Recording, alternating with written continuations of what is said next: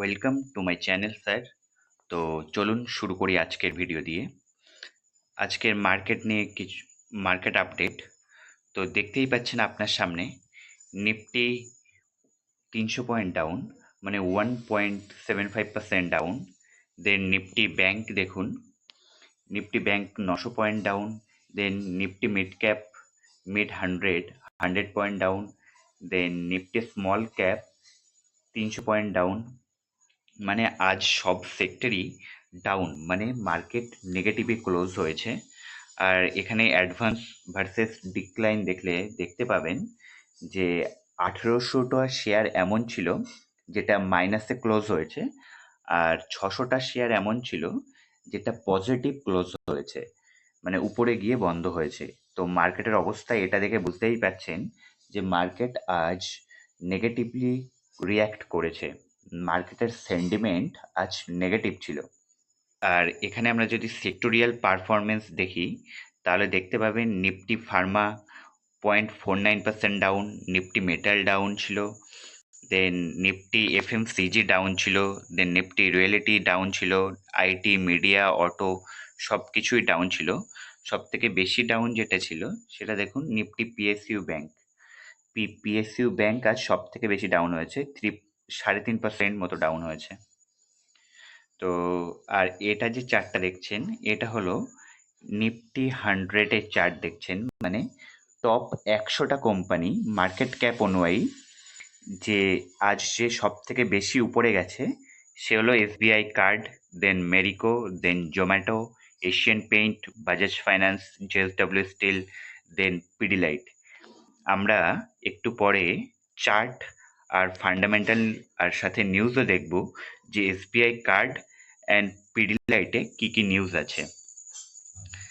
এই যে চার্টটা দেখছেন এটা হলো নিফটি 500-এর চার্ট, মানে টপ 500টি কোম্পানি, মানে তার মধ্যে যে টপ গেইন দিয়েছে তার সামনেই দেখছেন।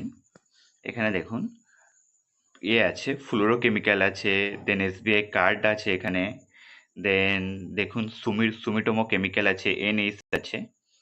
দেখলেন চার্ট। তো আজ যে বিষয় নিয়ে আমরা আলোচনা করব মেনলি দুটো শেয়ার নিয়ে, এসবিআই কার্ড আর পিডিলাইট। তো চলুন আমরা শুরু করি। এখানে দেখুন এসবিআই কার্ড আছে আজ 4.5% উপরে গেছে।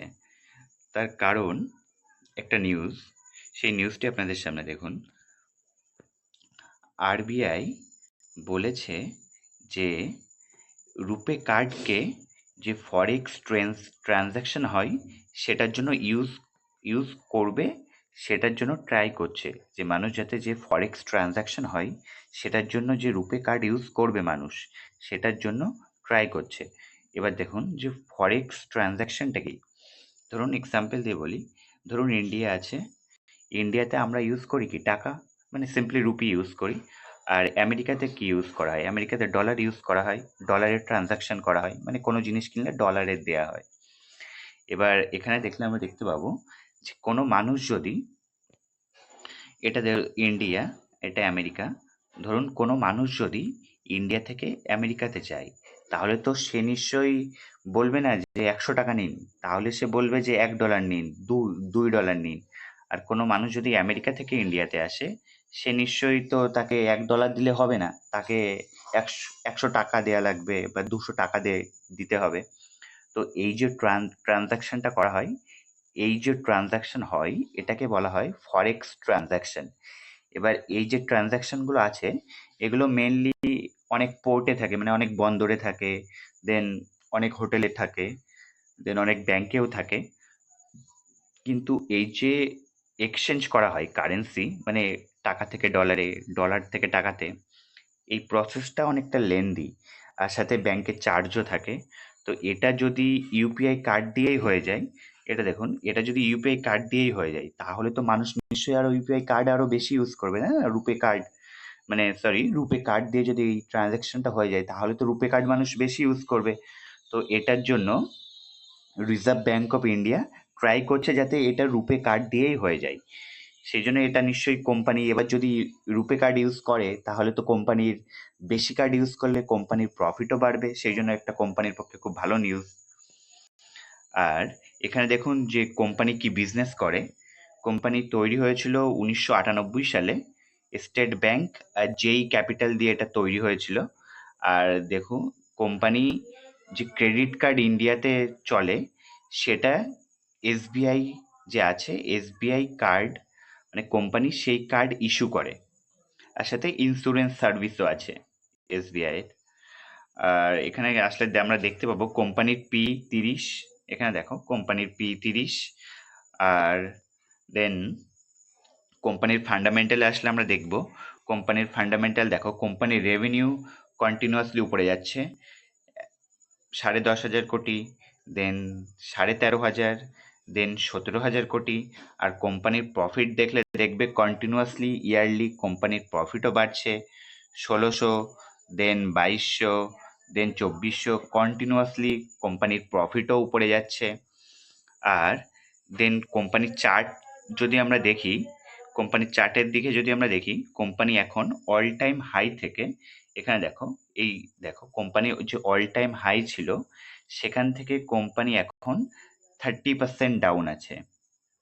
তো যারা লামসাম ইনভেস্টিং করে মানে অ্যাট আ টাইম যারা হিউজ ইনভেস্ট করে তাদের জন্য একটা ভালো লেভেল আমরা দেখতে পাচ্ছি। এখানে দেখো 30% down company all time high থেকে। আর সাথে যদি আমরা চার্টটাকে আরও বেশি অ্যানালাইসিস করে তাহলে আমরা দেখতে পাবো, এখানে দেখো যে কোম্পানি এখানে এই যে লাইনটা তোমরা দেখছো, সাদা লাইনটা দেখছো, এখানে দেখো কোম্পানি টাচ করছে, এখানে বাধা পাচ্ছে, মানে এটা কি রেজিস্ট্যান্স। এখান থেকে ডাউন হচ্ছে, দেন আবার এখানে বাধা পাচ্ছে, রেজিস্ট্যান্স। এখানে ডাউন হচ্ছে, দেন আবার বাধা পাচ্ছে, রেজিস্ট্যান্স। আর এখানে দেখো এখানটায় সাপোর্ট নিয়েছে, মানে কি এই লাইনটা সাপোর্টের লাইন আর এটা রেজিস্ট্যান্সের লাইন। দেন দেখো এই রেজিস্ট্যান্স কি নিচে শিফট হচ্ছে, আস্তে আস্তে নিচে আসছে। আর সাপোর্ট কি উপরে উঠছে, এমনভাবে উপরে উঠছে আস্তে আস্তে সাপোর্ট।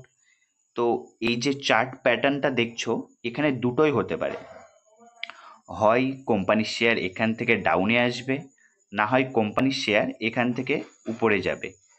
তো এই যে চার্ট তোমরা দেখছো এখান থেকে যদি এই যে লাইনটা এখান থেকে যদি ব্রেকআউট করে কোম্পানি যদি এখান থেকে এই চার্ট প্যাটার্ন যদি ব্রেকআউট করে, দেন এখানটায় যদি এই লাইনটাতে যদি কিছুদিন থাকে, দেন আর দেন তাহলে দেখবে কোম্পানি ইজিলি 1250-এর দিকে উপরে উঠছে।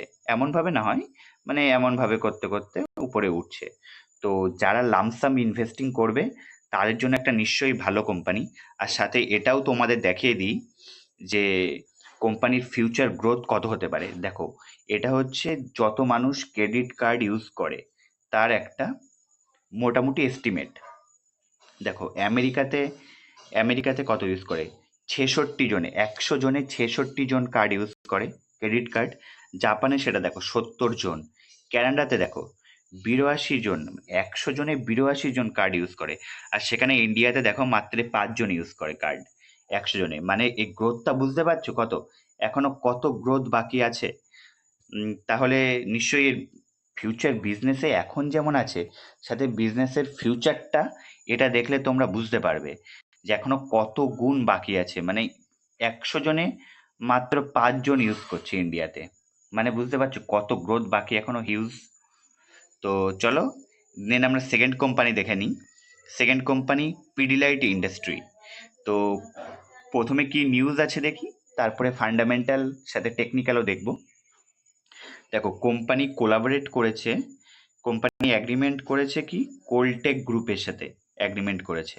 তার কারণ কি, দেখো তার কারণ যাতে মানে পিডিলাইট কি করবে, distributor of the Coltec extensive range of product in India. মানে কোলটেক যে প্রোডাক্ট বানায় ইন্ডিয়াতে সেই প্রোডাক্টকে ডিস্ট্রিবিউশন করবে কে, পিডিলাইট। তো চলো তোমাদেরকে আমি একটা কথা বলি, এটা একটু মন দিয়ে শুনবে।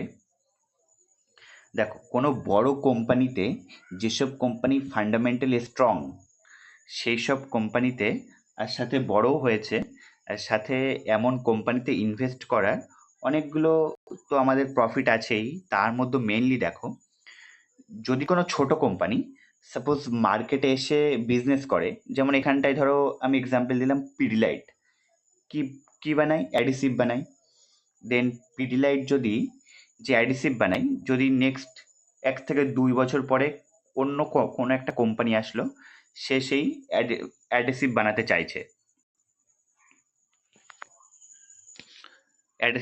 চাইছে, তাহলে কি করবে পিডিলাইট? যেহেতু এটা বড় কোম্পানি, সেহেতু পিডিলাইট এসে একে বলবে ছোট কোম্পানিটাকে যে দেখো তোমরা তো এমন বিজনেস করছো, আর এখানে আমরা এই বিজনেসে মার্কেট লিডার, ঠিক আছে? তাহলে তোমরা যেহেতু এত ছোট, সেহেতু এক কাজ করো, তোমরা তোমাদের কোম্পানিটাকে আমার কাছে বিক্রি করে দাও, না হলে এমনিই যেহেতু আমরা মার্কেট লিডার, সেহেতু তোমার বিজনেস এমনিই নষ্ট হয়ে যাবে। ফার্স্ট এটা হতে পারে। সেকেন্ড এটা হতে পারে যে বিজনেসটা এরা হয়তো বিক্রি করলো না, দেন যে বড় কোম্পানি আছে, সাপোজ পিডিলাইট, সে একে এসে বলবে যে আচ্ছা বিক্রি করো না, কিন্তু আমাদের কাছে যে ডিস্ট্রিবিউশন নেটওয়ার্ক আছে, মানে এত গাড়ি আছে, এত লোকজন আছে যে আমাদের প্রোডাক্টগুলো বিক্রি করে, তোমাদের তো এত ছোট কোম্পানি, তোমাদের তো আর এত লোকজন, এত গাড়ি, এত ট্রান্সপোর্টের ব্যবস্থা নেই, তো চলো তোমরা যে প্রোডাক্ট বানাও সেই প্রোডাক্টগুলো আমাদের কাছে দাও, আমরা আমাদের এক্সপোর্টটাকে ইউজ করে তোমাদের প্রোডাক্টটা ডিফারেন্ট জায়গায় পাঠিয়ে দেবো। তাহলে কি কি হবে? দেখো এখানে উইন উইন সিচুয়েশন, মানে এই যে ছোট কোম্পানিটা আছে, এর যেহেতু অত লেবার নেই, অত মানে মানুষজন নেই, সেই জন্য এ এই বড় কোম্পানির কাছে এর প্রোডাক্টটাকে দেবে, সেই বড় কোম্পানি গিয়ে কি কি করবে, সেই তার এক্সপোর্ট ইউজ করে মানে অন্য অন্য দোকানে ভাগ করে দেবে সেখানে। তাহলে এই ছোট কোম্পানির প্রোডাক্টটা সহজেই অন্য অন্য জায়গায় যাবে, আর ছোট কোম্পানি যে প্রফিটটা করবে, সেই প্রফিটটাই বড় কোম্পানি তার থেকে কিছু পার্সেন্ট শেয়ার নেবে। মানে দেখেছো, উইন উইন হয়ে গেল। সেহেতু এই বড় যে কোম্পানি থাকে, ইউটিউবে অনেক ভিডিও দেখবে যে কোম্পানি বড় হয়ে গেলে ইনভেস্ট করা উচিত নয়, কিন্তু না বন্ধুরা, এখানেই তো তোমরা ভুল করো। কোম্পানি যত বড় হবে, সাথে যদি কোম্পানির ফান্ডামেন্টাল স্ট্রং থাকে, তাহলে অবশ্যই বড় কোম্পানিতে ইনভেস্ট করা উচিত। বড় কোম্পানিতে ইনভেস্ট করার এতগুলো ফায়দা আছে। তো দেখো, মেন টপিক যদি আমরা আসি, দেন কোম্পানি যে এক্সটেন্সিভ কোলটেক যে প্রোডাক্ট বিক্রি করে, সেই প্রোডাক্টটাকে কোম্পানি ডিস্ট্রিবিউট করবে মেনলি। পিডিলাইট ডিস্ট্রিবিউশন করবে কি, কোলটেকের যে প্রোডাক্ট বানায় সেই প্রোডাক্টগুলো পিডিলাইট ডিস্ট্রিবিউট করবে। আর পিডিলাইট দেখো আজ 1% বেড়েছে, মানে এমন মার্কেটে 1% বেড়েছে, মানে কোম্পানির নিউজ নিশ্চয়ই ভালো। কারণ আজকে দেখলেই মার্কেট কত ডাউন, চারিদিকে ব্লাড বার্থ হয়েছে, তাছাড়া সত্ত্বেও পিডিলাইট এত বড় হওয়া সত্ত্বেও 1% বেড়েছে। সাথে দেখো কোম্পানির ফান্ডামেন্টাল, পিডিলাইটের আমরা ফান্ডামেন্টাল যদি দেখি, কোম্পানির মার্কেট ক্যাপ দেখো 1.6 লাখ, মানে 1,60,000 কোটি মার্কেট ক্যাপ। আর কারেন্ট প্রাইস দেখো 3,200, আর 1 ইয়ার রিটার্ন দেখো 28% দিয়েছে। আর কোম্পানির বিজনেস দেখতে গেলে দেখতে পাবো আমরা, কোম্পানি মার্কেট লিডার কিসে? অ্যাডেসিভ। দেখেছই তোমরা, ফেভিকল বানাই। ফেভিকল কার কার প্রোডাক্ট? পিডিলাইটের প্রোডাক্ট। দেন ওয়াটার প্রুফিং সলিউশন বানাই যাতে ওয়াটার লিক না হয়। দেন কনস্ট্রাকশন কেমিক্যালও বানায় কোম্পানি। কোম্পানি কি? Market leader. এখানে দেখো company market leader in adhesive. আর সাথে কোম্পানির ফান্ডামেন্টাল যদি আমরা দেখতে যাই, কোম্পানির রেভিনিউ দেখো কন্টিনিউয়াসলি আপ হচ্ছে। এখানে দেখো 10,000, দেন 11,700, দেন 12,400, মানে কোম্পানির রেভিনিউ বাড়ছে কন্টিনিউয়াসলি, সাথে প্রফিটও বাড়ছে। দেখো প্রফিট 1,273 কোটি, দেন 1,729 কোটি, কন্টিনিউয়াসলি প্রফিটও বাড়ছে কোম্পানির, কন্টিনিউয়াসলি রেভিনিউ বাড়ছে। আর সাথে কোম্পানির গ্রাফ দেখো। আচ্ছা বন্ধুরা, তোমাদেরকে আমি একটা জিনিস বলি, এখানে দেখো কোম্পানির পি দেখো 890 পি। মানে ইউটিউবে অনেক ভিডিও দেখবে এমন, যে যারা তোমাকে মিসগাইড করবে যে 90 পি মানে কি, 90 পি মানে এত পিতে ইনভেস্ট করা উচিতই নয়। অনেক ভিডিও আছে যে 10, 5, 12, 20 এমন পি সব কোম্পানিতে ইনভেস্ট করছে। আর 90 পি মানে কি? মানে ইনভেস্ট করা উচিত নয়। কিন্তু 90 পি হওয়া সত্ত্বেও গ্রাফটা দেখো তোমরা, পিডিলাইটের গ্রাফটা দেখো, কন্টিনিউয়াসলি উপরে গেছে। এখানে দেখো, কন্টিনিউয়াসলি উপরে গেছে 90 পি হওয়া সত্ত্বেও। P90 এটা সম্পূর্ণ মিসলিডিং, মানে মিস ডাটা। তোমাদেরকে যেটা বলা হয় ইউটিউবে যে এত পিতে ইনভেস্ট করবে না, পি নিয়ে আমি অবশ্যই একটা ভিডিও বানাবো যে পি কেমনভাবে দেখতে হয়। দেখো, পি থাকা সত্ত্বেও এখন শেয়ার অল টাইম হাইতে আছে। তো যারা ইনভেস্ট করতে চাও তারা নিশ্চয়ই এই শেয়ারটাকে তোমাদের রাডারে রাখবে, তোমাদের মার্কেট উইশ লিস্টে রাখবে। আর যখন মার্কেট ডাউন যাবে নিশ্চয়ই আমরা এই শেয়ার নিয়ে, বা যদি টপ থেকে অল টাইম হাই থেকে 15%, 20% ডাউন হয়, নিশ্চয়ই আমরা এই শেয়ার নিয়ে আলোচনা করব। তো তার জন্য চ্যানেলটিকে অবশ্যই সাবস্ক্রাইব করে রাখবে। আর দেখবে আমি কয়দিন আগে দুটো মাল্টিব্যাগার, মানে পোটেনশিয়াল মাল্টিব্যাগার শেয়ারের ভিডিও দিয়েছি, ভিডিওটি অবশ্যই দেখবে। আর পিন কমেন্টে তোমাদের জন্য হোয়াটসঅ্যাপ চ্যানেলের লিঙ্ক দেওয়া আছে, সেটা দিয়ে চ্যানেলটিকে অবশ্যই জয়েন করবে, ভালো লাগলে সাবস্ক্রাইব করবে আর ভিডিওটি লাইক করবে। টিল দেন, এটাই আজকের প্রথম ভিডিও। দেখা হচ্ছে পরের ভিডিওতে। Till then, keep learning, keep loving.